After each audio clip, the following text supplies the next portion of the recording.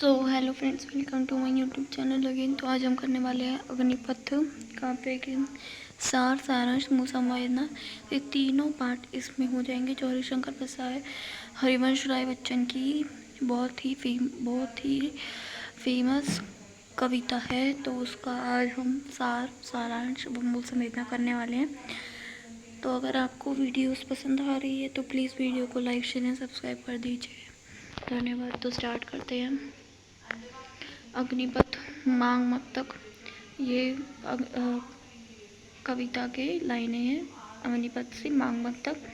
तो इसका प्रसंग है। प्रस्तुत पंक्तियाँ हरिवंश राय बच्चन द्वारा रचित कविता अग्निपथ से ली गई है। कवि कटना चाहते हैं कि जीवन संघर्ष का दूसरा नाम है। कवि कहना चाहते हैं कि जीवन संघर्ष का दूसरा नाम है। हमें बाधाओं से डरना नहीं चाहिए, बल्कि उनका डटकर सामना करना चाहिए। बिना किसी भी की मदद लिए अपनी मेहनत से लक्ष्य हासिल करना चाहिए। वृक्ष हों भले खड़े, मांग मत अग्निपथ। व्याख्या। उपरोक्त पंक्तियों के माध्यम से कवि यह शिक्षा देना चाहते हैं कि हमारे जीवन में चाहे कितनी ही कठिनाइयाँ आए, हमें निरंतर कर्म करते रहना चाहिए। हमें संघर्ष करते हुए अपने जीवन में कर्म पथ पर चलते रहना चाहिए। अगर राह में हमारे मित्र या संबंधी सहारा या सहायता देने आए तो हमें वो स्वीकार नहीं करना चाहिए।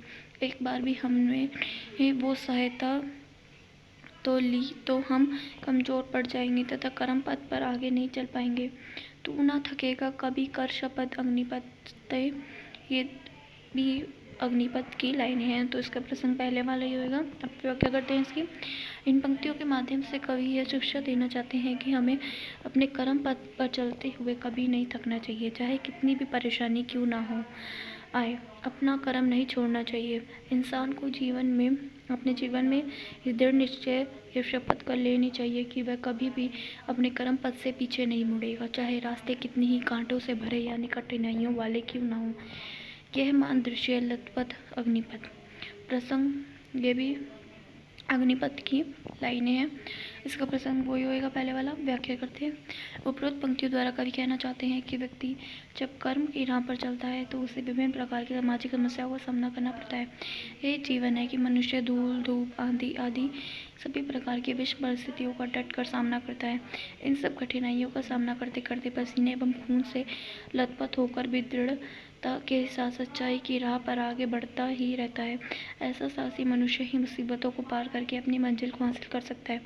इसका भावार्थ क्या है कि मतलब पूरी कविता का सिर्फ एक लाइन का नियम, पूरी कविता का भावार्थ देखते हैं।